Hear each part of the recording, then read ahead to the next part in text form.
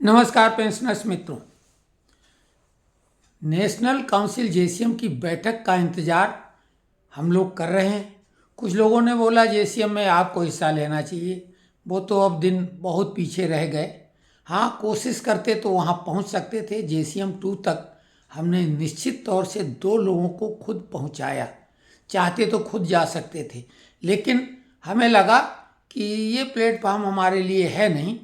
इस तरह की राजनीति में हम पढ़ना नहीं चाहते थे, इसलिए नहीं वहाँ गए। लेकिन जेसीएम 1 तक पहुँच पाना संभवतः बेहद मुश्किल है। हमारे शिव गोपाल मिश्रा जी वहाँ पे हैं, हमारे ही ज़िले के हैं, वो हरदोई के, उत्तर प्रदेश के।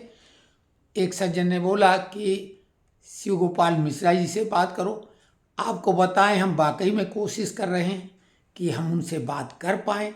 अगर बात होगी तो वो वार्ता आपको सुनाएंगे, अगर उन्होंने इजाज़त दे दी, क्योंकि हम बात उनसे करना चाहते हैं। भले वो उसे रिकॉर्ड करने की इजाज़त न दें, अगर रिकॉर्ड करने की इजाज़त दे देंगे तो वो सुनवाएंगे। उनका नंबर अधिकृत जो हो उसके अगर किसी के पास वो हमें उपलब्ध कराए, निश्चित तौर से हम उनसे वार्ता करेंगे, सुझाव देंगे। हमसे वो हर मामले में बड़े हैं, लेकिन फिर भी एक सामान्य व्यक्ति भी सुझाव तो दे ही सकता है, और बड़े नेताओं को लेना भी चाहिए। जैसे कि हम लोगों के हाथ में केवल ये है कि अपने सोशल मीडिया प्लेटफॉर्म पर अपनी जायज़ मांगे रखें, उठाएं, जोर शोर से उठाएं और तार्किक रूप से बताएं कि ये सही हैं। कई बातें अब धीरे धीरे लग रहा है कि हम लोगों की ग्रिप में आ रही हैं, इसलिए जो 20 जनवरी तक संभावित 1-2 दिन आगे पीछे हो सकता है, जैसा हमने जानकारी ली। नेशनल काउंसिल जेसीएम की बैठक होगी और उसमें इस बार 18 महीने के डीए एरियर पर नेता लोग बिल्कुल एकजुट हैं सभी फेडरेशन के, तो उम्मीद है ये तो हल हो ही जाएगा। साथ में नेशनल काउंसिल का मामला, जो कि हमने शुरू में बोला था कि कोर्ट में सभी नहीं जा सकते, कायदे से तो सबको मिलना चाहिए, तो वो लगभग मार्ग प्रशस्त हो चुका है। ये बात है कि एरियर नहीं मिलेगा। एरियर तो उनको भी नहीं मिल पा रहा है जो कोर्ट केस जीत चुके हैं, जब तक कि एसएलपी का फाइनल फैसला नहीं आता है। और डीए वृद्धि की बात है तो जनवरी से 3% बढ़ना तय हो चुका है। पे कमीशन, अन्य बातों का कोई अभी दूर दूर तक पता नहीं है। बाकी सब लोग अनुमान के आधार पे तुक्का लगा रहे हैं। फिक्स मेडिकल अलाउंस का भी यही हाल है। लेकिन नेशनल काउंसिल में सभी मुद्दे हल हो सकते हैं, कोई भी मुद्दा ऐसा भारी भरकम नहीं है। ओपीएस एनपीएस का मसला था, उसमें यूपीएस आ गया, उसमें भी मिश्रा जी तो सहमति दे चुके हैं। ये बात अलग कि चुनाव की वजह से थोड़ा वो बात को ट्विस्ट कर रहे थे।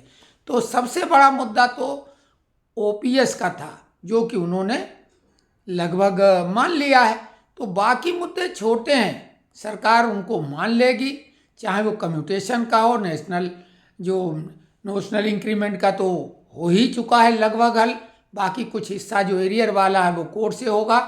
तो हम कोशिश में हैं कि श्री शिव गोपाल मिश्रा जी से हमारी वार्ता अगर हो जाए तो हम कोशिश करेंगे। हम यही मान लेंगे कि हम तो खुद नेशनल काउंसिल जेसीएम में एजेंडा सेट करने में लगे हैं, तो हम उनसे कहेंगे कि भाई आप, हालांकि उनके पास हमसे कम तर्क शक्ति नहीं होगी, लेकिन हम तो ये बात कहते हैं कि सारे मुद्दे जेन्युइन हैं, और अगर हमारे नेता लोग बिल्कुल दिल दिमाग से काम करें तो निश्चित रूप से ये सब हल हो जाएंगे। लेकिन जैसा कि हमने कहा कि नेता लोग संभवतः खुद नहीं चाहते कि सारे मुद्दे हल हो जाएं।